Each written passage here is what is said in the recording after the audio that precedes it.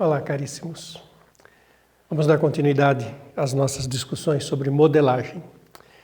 Hoje eu vou dar um exemplo de modelagem que é real, esse modelo foi realmente feito e que tem um contexto totalmente diferente de todos os outros em que nós fizemos. Eu vou explicar com esse contexto, um contexto muito engraçado. Esse trabalho que eu vou mostrar, que é sobre navegação de pombos-correio, ele foi publicado por alguns pesquisadores brasileiros, eu fiz parte do grupo, no Journal of Mathematical Biology, então um jornal especializado em biologia matemática. Mas o interessante é entender por que esse trabalho foi feito, qual foi o contexto onde ele foi feito. Eu costumo dizer que é atingindo o alvo a partir de informações difusas. Um pesquisador alemão usa a expressão unreliable data para explicar essa ideia, que essa ideia é de um pesquisador alemão, do Walraff, que seria dados unreliable, não críveis, não confiáveis. Qual que é o contexto? O contexto era a seguinte polêmica. Pombo-correio é um bichinho que tem uma grande capacidade de voar, e ele gosta do ninho, ele pode ser criado com ninhos abertos, ele volta para o ninho. Se você leva o pombo a uma distância do ninho, ele tenta voltar para o ninho. Ele não sabe ir. Ele foi usado na guerra, no século XIX até o comecinho do XX, desse jeito. Ele era criado no quartel-general, saía com as tropas. Quando a tropa tinha que mandar uma mensagem para o quartel-general, ele escrevia a mensagem, prendia no pombo, que ele voltava para o ninho, para o quartel-general. Não era possível mandar uma informação para as tropas, ele só volta, né? E com um índice de retorno altíssimo. Pombos jovens que nunca se afastaram do ninho, são afastados do ninho em ambiente fechado, num caminhão, né? Tem mais de 70% de índice de retorno. Bom, quais são as hipóteses que explicam como é que o pombo volta? Isso é a polêmica. Uma hipótese, bússola solar, ele percebe o nascer, os pontos cardeais. Essa hipótese é a única hipótese sobre a qual há consenso entre os pesquisadores. Não há grandes polêmicas de que isso faz parte do processo do pombo. Soltar o pombo ao meio-dia de um dia nublado afeta para menos o índice de retorno. Há um consenso de que eles usam bússola solar. A grande polêmica era em torno do campo magnético da Terra. Porque não se descobriu, não se achou nenhuma víscera, nenhum órgão sensível a campo magnético, como em outros animais que usam o campo magnético. Então essa era uma hipótese sempre questionada e que às vezes os pesquisadores repetiam experimentos com resultados muito diferentes. E uma linha de pesquisadores se manteve na direção de que é o campo magnético, e uma outra linha foi atrás de outras alternativas. Um grupo,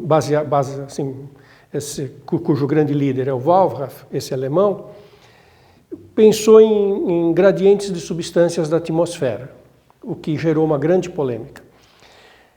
Primeira coisa, quando eles colocam uma substância tipo éter no nariz do pombo, isso atrapalha o pombo voar porque inibe a capacidade respiratória. Crítica, ou também cortar o nervo que faz parte do sistema respiratório. Crítica, é uma coisa tão agressiva colocar uma substância direto no nariz que vai para o cérebro, que você pode estar lesando outras competências do pombo além do cheiro. Então não é óbvio que os experimentos em que os pombos se desorientaram porque não estavam aptos a cheirar, não é óbvio que era porque eles não estavam cheirando. Então isso gerou uma grande polêmica. E aí, ninguém sabia direito, a polêmica era se sim ou não seria possível navegar a partir das substâncias. Não estamos discutindo o quanto que os pombos conseguem cheirar e identificar substâncias. Está se fazendo uma outra pergunta anterior. Considerando que há concentrações de substâncias na natureza é uma coisa difusa que pode mudar com ventos, com etc., será que é tecnicamente possível pensar em uma navegação baseada nesse tipo de informação? E se sim ou não, isso era possível. Então, o modelo que nós construímos é um modelo que não tinha a pretensão de dizer que a navegação do pombo-correio se faz assim. Nós tentamos olhar o máximo possível a biologia, a anatomia, os estudos dessa natureza, a etologia da coisa. No grupo de autores desse trabalho que eu citei, um deles é um pesquisador brasileiro que trabalha com pombo-correio, o Ronald Ranvaux, mas o grande objetivo não era discutir se nós estávamos de fato modelando no detalhe o que o pombo-correio faz. Nós queríamos ver se modelos difusos podiam dar algo útil para essa discussão. O artigo chama-se 3 teoremas sobre gradientes potencialmente úteis no estudo de navegação de pombo-correio. Quer dizer, é um estudo, tem um lado modesto e tem um lado interessante. É uma modelagem matemática que não é tão comum. O objetivo é reforçar, é contribuir para uma discussão filosófica sobre modelos. Olha que interessante. Bom, como é que era o princípio desse modelo? Qual foi a ideia inicial? A ideia inicial foi a seguinte. Bom, nós vamos pensar então se é possível o pombo se orientar por gradientes de substâncias na atmosfera. Então imagine que tem uma substância que está espalhada na atmosfera. Essas linhas que eu desenhei são os gradientes. Gradientes, na verdade, as linhas que eu desenhei são as curvas de nível da substância. E o vetor, que é perpendicular à curva de nível, é que é o vetor gradiente, o campo gradiente perpendicular às curvas de nível. Então imagine que aqui está o ninho, aqui é o pombal, e que tem uma certa substância, que tem uma certa concentração naquela região. Ela vai do mais concentrada para o menos concentrado. O pombo, antes de ser solto nos experimentos, ele vive em torno do ninho. O ninho fica aberto, ele sai, ele come, ele busca alimento, ele se afasta quilômetros do pombal e volta, sempre volta. Mas como ele está a uma distância pequena, não é tão difícil de voltar, ele tem ajuda, quando ele está perto do ninho, ele tem ajuda do campo, do recurso visual. Mas enfim, ele percebe coisas da natureza, vento, concentração, essa é a hipótese que está sendo testada. Então imagine uma concentração de substâncias. Imagine que aqui está uma curva de nível menor, aqui está a curva de nível do ninho e aqui a curva de nível maior. Qual é a hipótese do modelo? A hipótese do modelo é o seguinte. O pombo tem uma memória do que ocorre quando ele está no entorno do pombal. No entorno do pombal, esta é a direção que indica crescimento daquela substância. Não seria razoável, isso é a opinião então dos etólogos, imaginar que quando você solta o pombo num outro ponto, que o pombo vá conseguir examinar esta região, descobrir as curvas de nível e descobrir qual é a direção de subir nas curvas de nível aqui, ou descer. Isso não é razoável. Inclusive porque quando o pombo é solto, ele toma um rumo muito rapidamente. Ele faz um voo de reconhecimento e muito rapidamente escolhe uma direção, quase sempre boa, e vai embora. Então, o que se supôs nesse modelo é que ele tem memória do que ocorre no ninho. Então é o seguinte, quando o pombo é solto longe do ninho, ele consegue detectar essa substância, ele percebe que ele está num nível de concentração abaixo do ninho, isso supõe-se que o pombo consiga fazer, e quando ele está no ninho, esta é a direção do gradiente, para subir nas curvas de nível. Como ele está abaixo, ele se lembra daquela direção e ele toma essa direção, paralela àquela. O que seria perpendicular às curvas de nível aqui seria uma outra direção. Então, isso que eu digo que são informações difusas. já está fazendo uma hipótese importante de que o pombo consegue memorizar o que ocorre no ninho, saber que ele está gradiente abaixo e tem a memória da direção certa e seguia pela direção do ninho. Observa que estando neste ponto, essa não é a direção que aponta para o ninho. Essa direção aponta para o crescimento da curva de nível quando se está perto do ninho. Tá? Então veja só, isso que eu chamo que são informações difusas. Esse era o objetivo dessa modelagem. Saber se uma informação difusa, a direção que está sendo apontada aqui não é a direção certa. Esse tipo de informação pode ser usada para navegar, porque se a resposta aqui for sim, vai reforçar os estudos do grupo que diz que substâncias podem ser interessantes. Vai reforçar o que este grupo de pesquisadores está estudando. Bonita a construção, né? Vou mostrar o que acontece com duas substâncias. Então imagina isso. Duas substâncias, essa que eu desenhei em branco, gradiente acima para cá. Essa amarela, então essas são as curvas de nível, gradiente acima para a direita. Aqui está o ninho e o pombo tem memória do ninho. O que significa a memória do ninho? Na substância amarela, para ele subir no campo gradiente, é essa direção. Crescente, né? O gradiente perpendicular às curvas de nível é assim. E na substância branca, o perpendicular aqui é isso. Aí você solta o pombo aqui. E ele tem memória do ninho. Então ele identifica que na substância branca, ele está abaixo da concentração do ninho. No ninho, para subir na concentração, ele tem que pegar essa direção. Então, esse campo contribui com essa direção. Não aponta diretamente para o ninho, aponta para cima. Amarelo, ele detecta que ele está num nível acima do ninho. Então, ele precisa descer no campo gradiente. Descer no campo gradiente é para aquela direção. Então, aqui entra um segundo vetor que tem essa direção, que é esse vetor aqui. E esses dois vetores se somam para fornecer um candidato a vetor direção do andamento do pombo. Olha que bonitinho, esse vetor aqui ficou muito melhor posicionado. Então, qual que é a moral deste modelo que eu vou agora dar a formalização do modelo para vocês? Olha que coisa fascinante.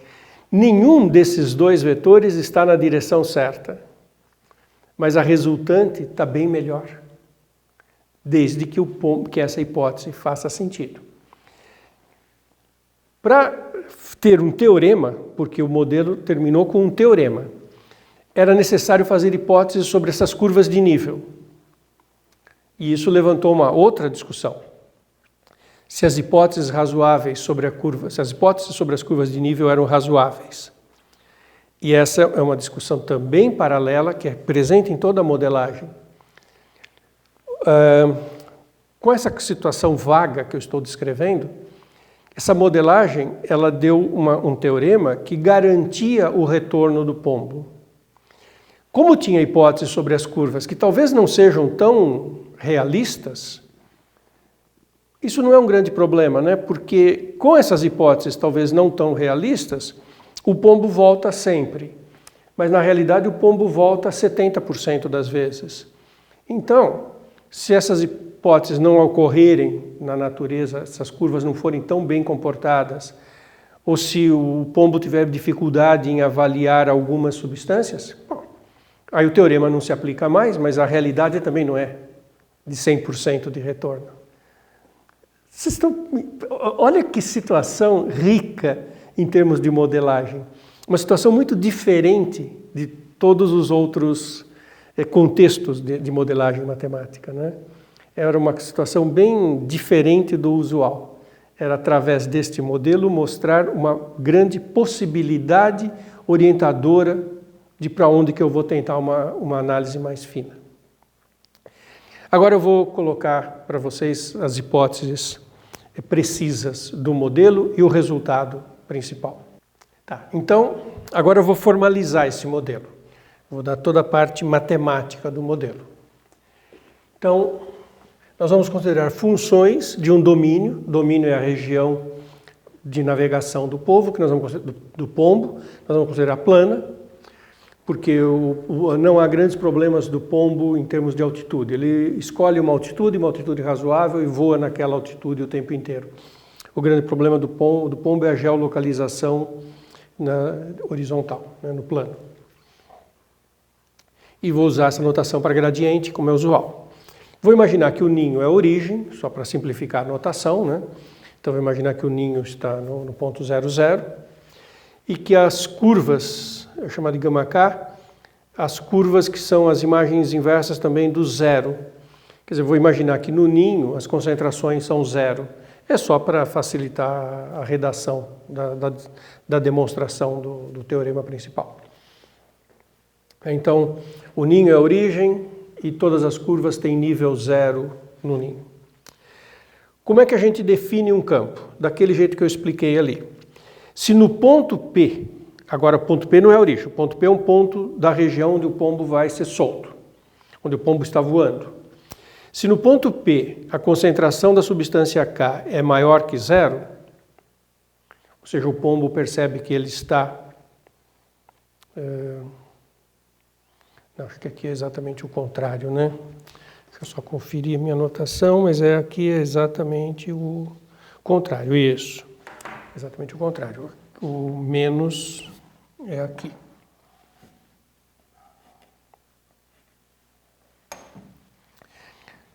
Se o pombo está acima da concentração do ninho, ele toma no ponto P, esta substância K, contribui com o vetor direção, a direção do campo K, no ponto P, é dada pela lembrança que o pombo tem do ninho. É menos o gradiente de F do ninho. Como eu expliquei aqui nesse desenho, quando o pombo está acima, ele olha o que está acontecendo naquela substância. A substância amarela, para campo gradiente acima, era para cá. Como ele estava num ponto acima, ele lembra do ninho que para descer ele tem que pegar essa direção e aí entra esse vetor que é menos o gradiente da curva amarela nesse caso. E se ele está abaixo, no ponto P, ele precisa subir no gradiente e para subir no gradiente é o gradiente do campo, mas lembrando que aqui é o ponto P e aqui é 0. Aí ele faz essa avaliação para K substâncias e soma os vetores e toma a direção resultante dessa soma vetorial. Então, será que o pombo consegue fazer essa escolha de resultantes? Não é que ele está fazendo uma soma vetorial, né? Não é isso que a gente está dizendo. Está dizendo que ele tenta voltar para uma região onde as características físico-químicas da atmosfera sejam mais parecidas que o ninho. Então, se ele tem uma substância que está com uma concentração maior do que aquela do ninho, ele tenta navegar na direção de reduzir aquela concentração. E não precisa ser só concentração de substâncias, pode ser ventos, pode ser umidade, pode ser uma série de outras variáveis na atmosfera em que ele tenta se aproximar de uma situação mais parecida com a do ninho. Só que ele não consegue parar na região que ele foi solto, que é uma região nova para ele, e fazer todas essas avaliações em termos de direções na região nova. O máximo que ele consegue fazer na região nova é essa percepção. Está mais úmido, tem mais vento, tem mais concentração deste pólen, desta fumaça, desta poluição. E navega tentando voltar para a configuração do ninho, usando as informações que ele tinha do ninho, que é onde ele passou um grande tempo, todos os dias viajando, voando livremente em volta do ninho e voltando para casa. Esse é o pressuposto do modelo. Tá? Então aí ele faz essa soma e a gente está considerando o sistema dinâmico em que a derivada, a direção da posição, né, P é a posição, a derivada da posição é esse vetor. Ou seja, ele vai navegar de tal forma que esse vetor resultante é o vetor tangente à sua trajetória. Esse é o sistema dinâmico. Se ele for solto, né, ou quando ele está navegando e ele entra numa curva de nível, aquela substância já não dá mais informação, porque ele cai no FK de um certo ponto em que isso é zero. Aí a gente teve que definir uma estratégia para que ele tomasse a decisão. Basicamente é isso. Quando tem uma curva, né, que ele entra que uma certa substância K zera, ele observa o que está acontecendo aqui. Se os vetores estão apontando para o mesmo... os dois vetores aqui nessas duas regiões apontam para lados opostos, esse vetor aponta para esse lado, esse aponta para aquele, ele pega a tangente. E se os vetores apontam ambos para um mesmo lado, assim, então, ambos apontando para esta região, aí ele pega esta região. Então, isso foi só para tornar o campo definido nas curvas também. Então, com isso o campo ficou definido no plano todo, né, na região D toda do plano, e criou-se esse sistema dinâmico. O objetivo é chegar a um teorema, que eu enuncio daqui a pouco, dizendo que o pombo consegue achar o ninho. Precisa de hipóteses. As hipóteses são razoáveis.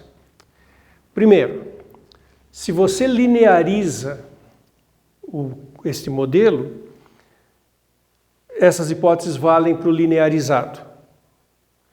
Então, elas não são tão absurdas, porque elas valem no modelo linear. No modelo não linear, elas valem, talvez não valham em grandes distâncias. Essa é uma das coisas. Não existem dados sobre as concentrações das substâncias na atmosfera. Mas, por exemplo, um dado que a gente olhou, foi quando houve o acidente de Chernobyl, como que era a frente de onda da radiação, que isso foi super mapeado na Europa inteira. Então a gente interpretou isso como concentração de uma substância e foi vendo onde é que estavam as curvas de nível, né, dessa distribuição. E essas hipóteses são razoáveis, mas podem não ocorrer. O importante é que elas ocorram na região onde o pombo está voando, para efeito desse modelo, certo? Bom, quais são as hipóteses? As curvas de nível zero que se encontram no ninho, o ninho é o ponto de encontro de todas as curvas, que é a origem. No ninho, elas não podem ser tangentes, porque elas têm que ser transversais. Isso não é uma hipótese absurda. Raramente as coisas são tangentes. Tangente é que é excepcional. Transversalidade é mais comum. E o que isso impacta o teorema? Que se os dois tiverem com o mesmo vetor gradiente, imagine que aqui é para subir, aqui para descer, para as duas as curvas. Aí então tem toda uma região, os vetores são iguais, tem toda uma região em que está acima para um, então entra esse vetor, está abaixo para outro, aí entra o vetor oposto, e aqui o VP é zero. E aí não tem um sistema dinâmico.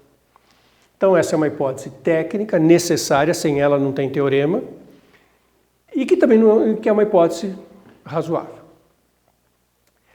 A hipótese 2, que as curvas só se encontram no ninho. Aí tem variantes dessa hipótese. Uma hipótese é assim, o único lugar em que todas se encontram é o ninho. Não tem uma repetição de configuração igual. Quer dizer, não existe um outro ponto em que as curvas de concentração das substâncias têm exatamente o mesmo perfil.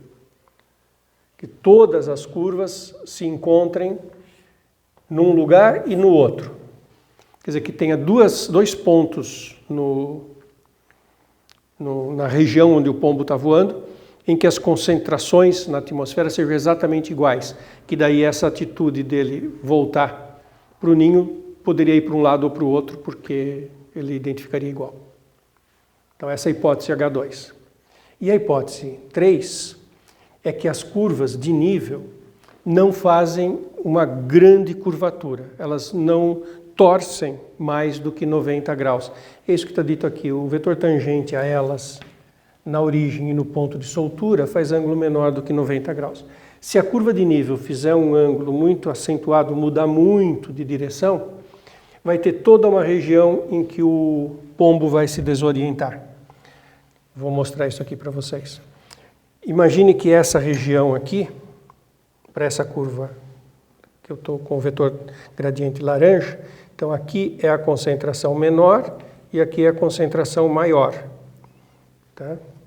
E para essa outra curva, que o vetor gradiente está em azul, aqui é a concentração menor e aqui é a concentração maior. Se a gente solta o pombo aqui, para essa substância, ele está na menor, então no ninho precisa subir para cá. E para essa substância que tem o gradiente laranja, ele está na maior, então ele precisa voltar, e no gradiente para voltar é para cá. Então ele vai ter uma direção, toda essa região vai apontar para uma direção que desorienta o pombo. Então, essas são as hipóteses e esse é o campo vetorial. Com isso feito, a gente tem o seguinte teorema.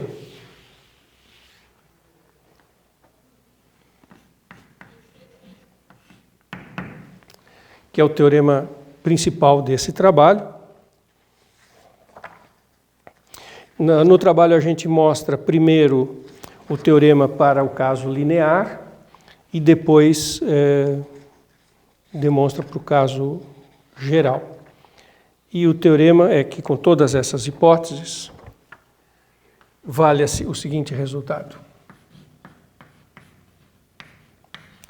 Qualquer que seja a distância de zero, existe um tempo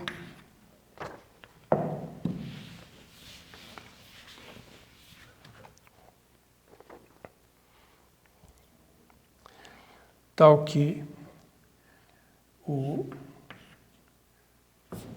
φt de P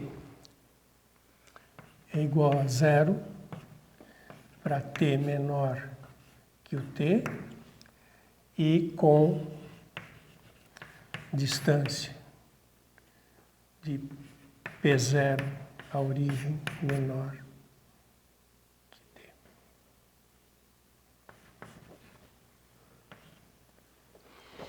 Quer dizer,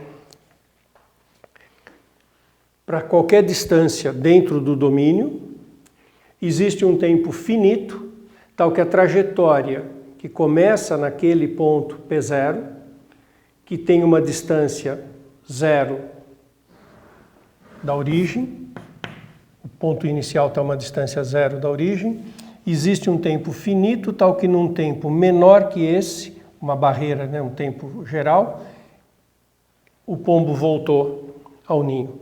Então todos voltam, e não é que voltam no limite da trajetória, com t tendendo ao infinito. Voltam com tempo finito.